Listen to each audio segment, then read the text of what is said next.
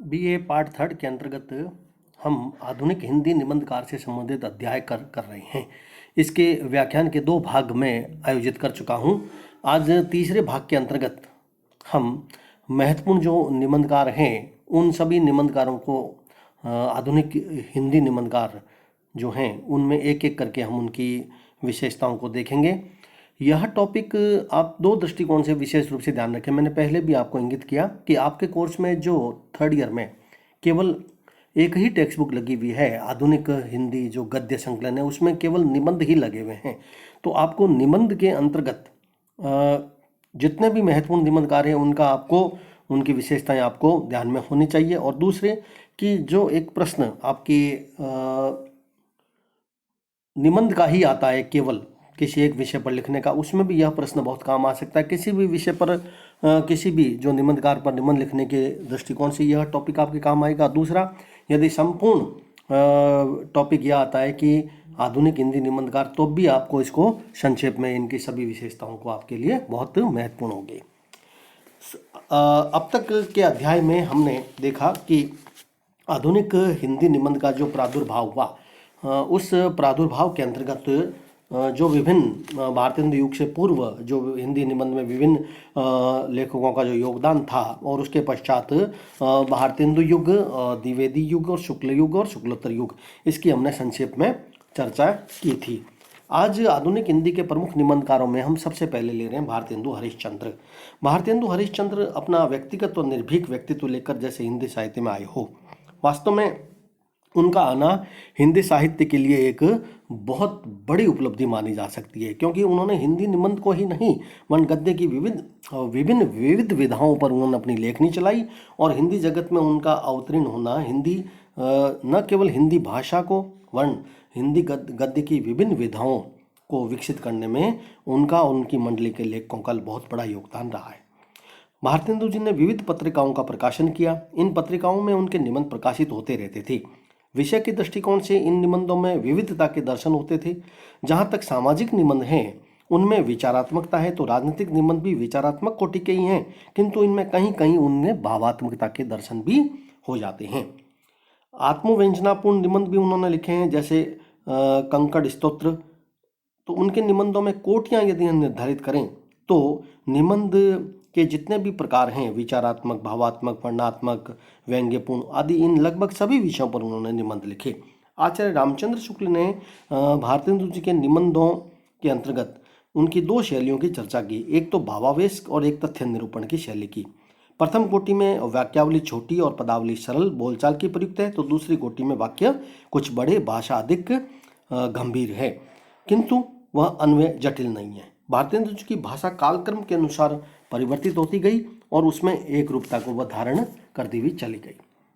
इस तरह भारतेंदु हरिश्चंद्र ने जो एक हिंदी निबंध की जो एक शुरुआत की, उससे प्रेरित होकर के बालकृष्ण भट्ट, बालमुकुंद गुप्त, राधाचरण गोस्वामी आदि विभिन्न लेखकों ने हिंदी निबंध के विकास में अपना महत्वपूर्ण योगदान दिया। अब भारतेंदु युग के दूसरे जो महत्वपूर्ण निबंधकार हैं, हम उनकी चर्चा करें, पंडित बालकृष्ण भट्ट। आलोचकों का मत है कि भट्ट जी ने हिंदी गद्य को जितना प्रौढ़ और व्यवस्थित रूप तक पहुंचाया उतना भारतेंदु जी नहीं पहुंचा सके। बालकृष्ण भट्ट जी ने सामाजिक, साहित्यिक, राजनीतिक, नैतिक सभी प्रकार के मगर विचारात्मक निबंध अधिक लिखे। वे अपने युग के सर्वश्रेष्ठ प्रगतिशील निबंधकार माने जाते हैं।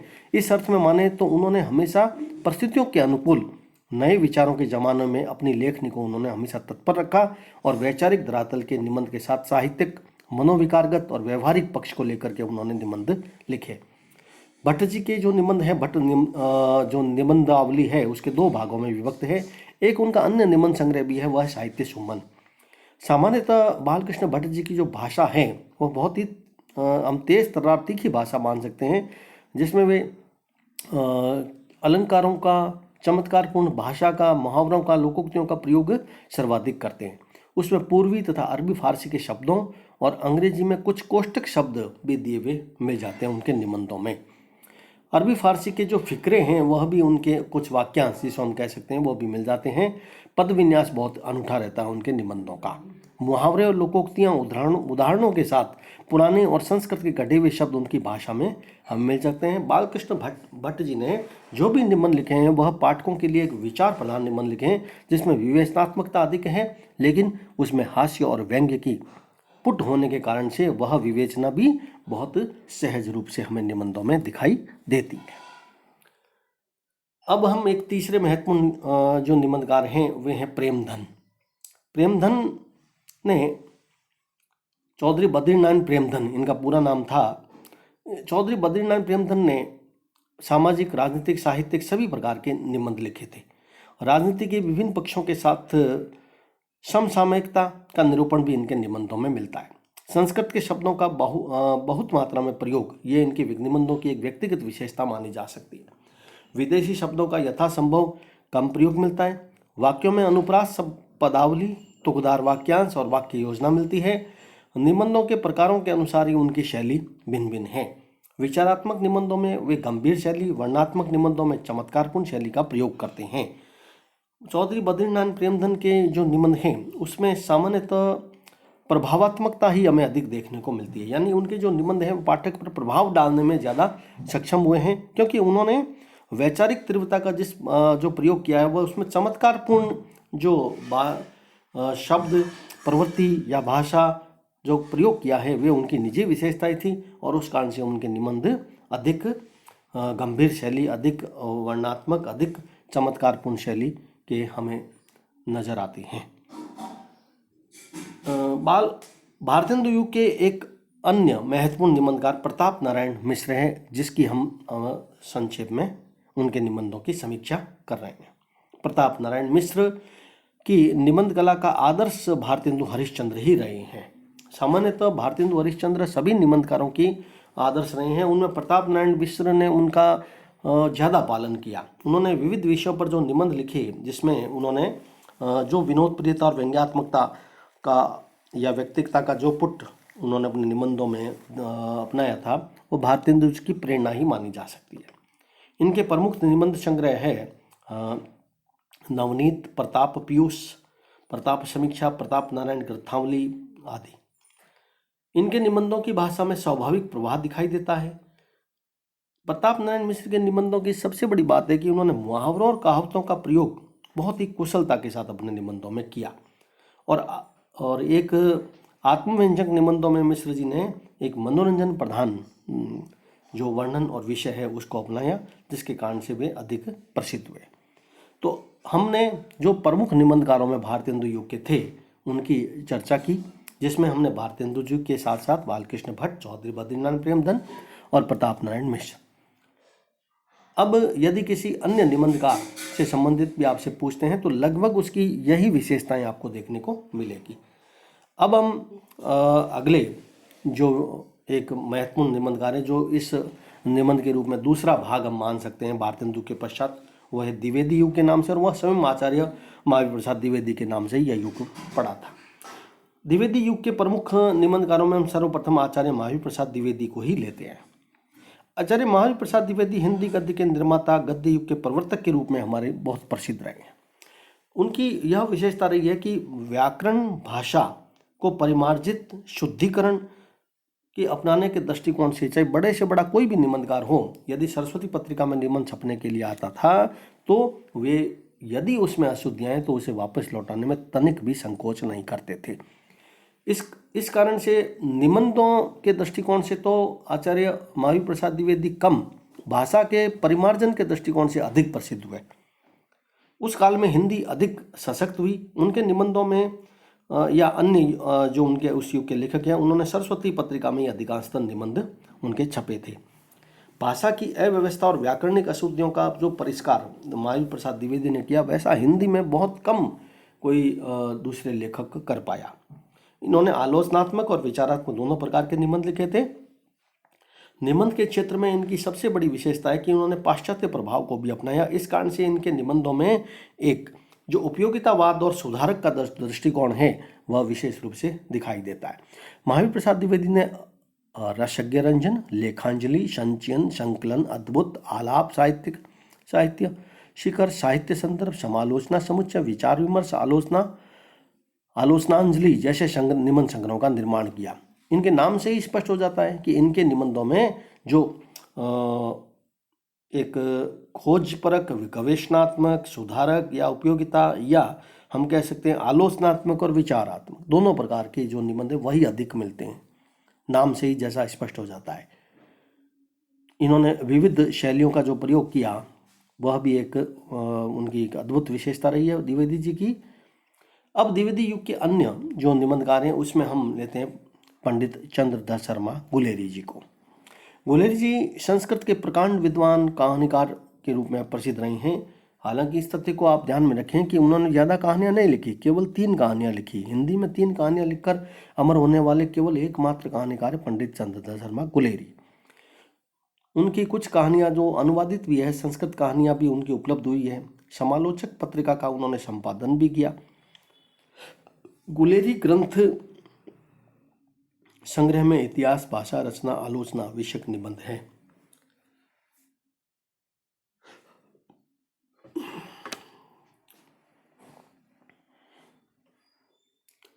ये इनके जो निबंध हैं वो विचारात्मक हैं, जिसमें कहीं कहीं भावात्मकता का स्पर्श भी देखने को मिलता है। इनके निबंधों में प्राचीनता, नवीनता, दुर्बलता, सरलता, पुरातनता, प्रगतिशीलता, गंभीरता, विनोद प्रियता और चंचलता का एक साथ दर्शन होते हैं। गुलेरी जी की जो शैली है वह सरल, सुबोध और व्यवहारिक है। आचार्य रामचंद्र शुक्ल ने पंडित चंद्रधर शर्मा गुलेरी जी के संबंध में कहा है कि शैली की जो विशेषता और अर्थ गर्मित वक्रता जो चंद्रधर शर्मा गुलेरी में निहित है वह किसी और लेखक में हमें नहीं मिलती है।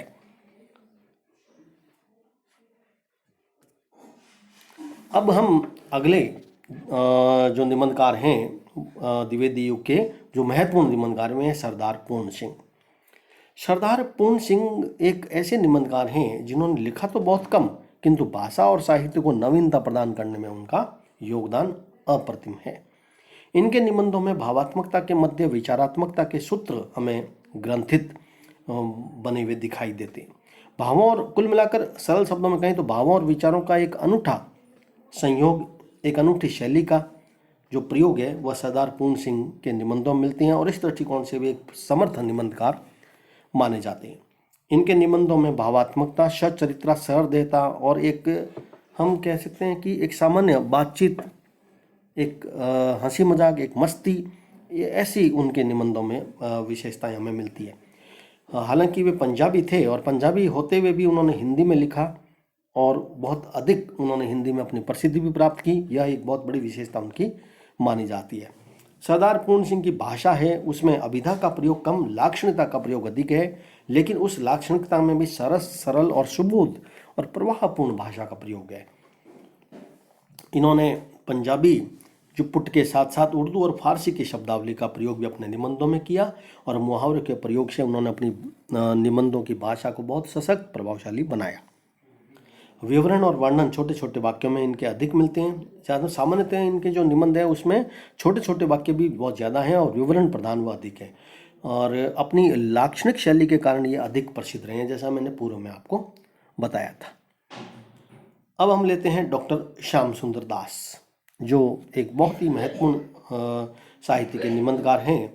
इनका बहुत आदर के साथ हिंदी साहित्य में इनका नाम लिया जाता है, बाबू श्याम सुंदर दास का, जिन्होंने विचारात्मक और आलोचनात्मक दोनों प्रकार के निबंधों का सृजन किया था। इनके निबंधों के संबंध में कहा जाता है कि इनके निबंधों में भावात्मकता के स्थान पर तथ्यात्मक चिंतन और मनन अधिक मिलता है और हास्य व्यंग्य की एक पंक्ति तक हमें उसमें नहीं मिलती है। ऐसा उनके निबंधों को पढ़ने के पश्चात सामान्यतः यह देखने को मिलता है। कहने का तात्पर्य है कि आज डॉक्टर श्याम सुंदर दास के निबंधों में जो चिंतन और मनन है वह अधिक है, तथ्यात्मकता अधिक है। उनके निबंधों की यह भी एक विशेषता है कि वे समझाने वाली शैली में विषयगत व्याख्या तक ही सीमित नहीं रखते, कहीं कहीं तर्क और विवेचना भी मिलती है। खंडन मंडन के स्थान पर समन्वयात्मक दृष्टिकोण मिलता है। उनकी भाषा परिमार्जित, सरल, स्वच्छ और परिष्कृत है। शब्द प्रयोग के दृष्टिकोण से देखें तो शुद्ध हिंदी की शब्दावली को ही वे अधिक स्थान देते हैं। आचार्य महावीर प्रसाद द्विवेदी के बाद यदि भाषा को ज़्यादा सटीक, परिमार्जित शुद्ध और हिंदी की शुद्ध शब्दावली को अपनाने के दृष्टिकोण से देखें तो महावीर प्रसाद द्विवेदी के बाद श्याम सुंदर दास का ही महत्वपूर्ण स्थान है। लेकिन एक अंतर जो है महावीर प्रसाद द्विवेदी और श्याम सुंदर दास में, कि जो संस्कृत से इतर भाषाओं के जो शब्द हैं, संस्कृत और उससे इतर भाषाओं के शब्द जिसका प्रयोग आचार्य महावीर प्रसाद द्विवेदी ने अधिक किया, वह श्याम सुंदर दास में उसका प्रयोग कम है। वे व्यवहारिक और साहित्यिक भाषा के दोनों रूपों को महत्व दिया उन्होंने, जिसमें श्याम सुंदर दास जी ने, और जिसमें साहित्यिक रूप को उन्होंने निश्चित ही संस्कृत निष्ठ और स्त्रीय तो बनाया, किंतु संस्कृत भाषा के प्रयोग के साथ जो अन्य उर्दू, अरबी, फारसी भाषा उनका प्रयोग उन्होंने बहुत कम किया। संस्कृत की जो तत्सम शब्दावली है उसका रूपक और उसके उपमानों का प्रयोग उनके निबंधों की एक बहुत महत्वपूर्ण विशेषता है। एक सामान्य धारणा जो है डॉक्टर श्याम सुंदर दास के निबंधों की, वह यह है कि अधिकांश पाठक, आलोचक उनके निबंधों को कठिन मानते हैं, यानी उनकी जो शैली है उसमें क्लिष्टता अधिक है, ऐसा कई आलोचकों का मानना है। विश्लेषणात्मक एवं व्याख्यात्मक शैली के साथ मुक्त शैली के दर्शन भी इनके निबंधों में हमें देखने को मिलते हैं। आचार्य, अब हम अगले जो निबंधकार हैं हमारे, वो हैं आचार्य रामचंद्र शुक्ल। आचार्य रामचंद्र शुक्ल की यहाँ मैं बहुत संक्षेप में चर्चा करूँगा। इसका कारण यह है कि एक बहुत महत्वपूर्ण निबंधकार है, किंतु उसकी पूरी निबंध शैली की जो विशेषताएं हैं उससे संबंधित आचार्य रामचंद्र शुक्ल का व्यक्तित्व, कर्तृत्व और उनके निबंध शैली की विशेषता, उससे संबंधित मैं आपको दो भाग व्याख्यान के एक भाग आयोजित कर चुका हूँ। उसको आप अच्छी तरीके से सुने तो आपको पूरी तरीके से समझ में आ जाएगा कि आचार्य रामचंद्र शुक्ल कितने महत्वपूर्ण निबंधकार हैं हिंदी साहित्य के लिए। यहाँ मैं केवल इतना ही कहना चाहता हूँ उनके बारे में कि निबंध और समीक्षा के क्षेत्र में हिंदी के आचार्य शुक्ल के पश्चात जो सर्वाधिक महत्वपूर्ण निबंधकार हैं, जिसको मैं मानता हूँ कि एक उससे बड़े निबंधकार शायद आचार्य शुक्ल के पश्चात कोई नहीं हुए हैं, वे आचार्य प्रसाद द्विवेदी। उन्होंने भी आचार्य शुक्ल के संबंध में यही कहा था कि निबंध और समीक्षा के क्षेत्र में तो उनका कोई प्रतिद्वंदी नहीं है। आचार्य हजारी प्रसाद द्विवेदी के शब्दों में यदि हम कहें तो निबंध और समीक्षा के क्षेत्र में उनका कोई प्रतिद्वंदी न तो उनके जीवन काल में था और न अब है, ऐसा खुद हजारी प्रसाद द्विवेदी जी ने कहा। शुक्ल जी ने क्योंकि अपनी मौलिक चिंतन और विश्लेषण शक्ति का प्रयोग अधिक किया, इसलिए वे निबंधों में युग निर्माता के दृष्टिकोण से हमारे सामने आते हैं। वे स्वयं नीतिवादी, व्यवहारवादी और आदर्शात्मक बुद्धिवादी थे और साहित्य की सेवा हिंदी साहित्य के इतिहास लेखक के रूप में तो की ही, साथ ही कथाकार, संपादक, आलोचक, निबंधकार, इन सब क्षेत्रों में उनका महत्वपूर्ण स्थान है। आचार्य रामचंद्र शुक्ल की एक कहानी को तो हिंदी की प्रथम कहानी तक माना जाता है। चिंतामणि में मनोविकार साहित्य के सिद्धांतों और कवियों की विशेषताओं पर उनके निबंध हैं। आचार्य रामचंद्र शुक्ल की निबंध शैली की आप संपूर्ण अध्ययन मेरे उस अध्ययन इस व्याख्यान का जो अध्ययन अलग से है स्वतंत्र, उसमें आप उसको सुने। यहाँ दो तीन पंक्तियों में उनकी बात को मैं कह करके समाप्त करना चाहूँगा कि आचार्य रामचंद्र शुक्ल के जो निबंध हैं वे प्रौढ़ गंभीरता से तो युक्त हैं ही, साथ ही नए नए विचारों की उद्भावना की अभिव्यक्ति भी उनके निबंधों में। वे विचार एक दूसरे से इस तरह से गूंथे हुए होते हैं कि पाठक की बुद्धि उत्तेजित होकर किसी नई विचार पद्धति को अपनाने के लिए दौड़ पड़ती है। संस्कृत और अंग्रेजी पर गहरी पकड़ होने के कारण उनके निबंधों में एक हिंदी भाषा की जो क्षमता है उसको और उन्होंने बढ़ाया। शब्द चयन, वाक्य विन्यास, उनके व्यक्तित्व की छाप, जो उनके निबंधों में प्रतिपाद जो होता है वह सुसंबद्ध ढंग से अपने निबंधों में इस तरह प्रस्तुत करते हैं कि पाठक है वह भावावेश में बह जाता है निबंध को पढ़ते पढ़ते, और कई बार वे लंबे लंबे वाक्यों को पढ़ने से भी उसमें किसी प्रकार की कोई ऊब नहीं आती है, और विचारात्मकता पर वे छोटे छोटे वाक्यों का भी प्रयोग करते हैं। इसलिए आचार्य शुक्ल की जो निबंध शैली है उसको आप स्वतंत्र रूप से मेरे व्याख्यान में, जो मैंने एक व्याख्यान आयोजित किया उसमें आप अवश्य उसको सुने। जिस सूत्रात्मक शुक्ति का उन्होंने अपने निबंधों में प्रयोग किया, उस सूत्रात्मक और शुक्ति रूप वाक्यों का एक वैभव ही उन्होंने जैसे हिंदी भाषा में खड़ा कर दिया। लाक्षणिकता और वर्ण विन्यास, ये तो उनकी एक अद्भुत विशेषता रही है। अगले और एक और महत्वपूर्ण जो हमारा व्याख्यान से संबंधित अगला भाग जो आयोजित होगा उसमें हम अन्य सभी महत्वपूर्ण निबंधकारों, आचार्य शुक्ल के पश्चात जो अन्य महत्वपूर्ण निबंधकार हैं उनको हम एक एक करके लेंगे।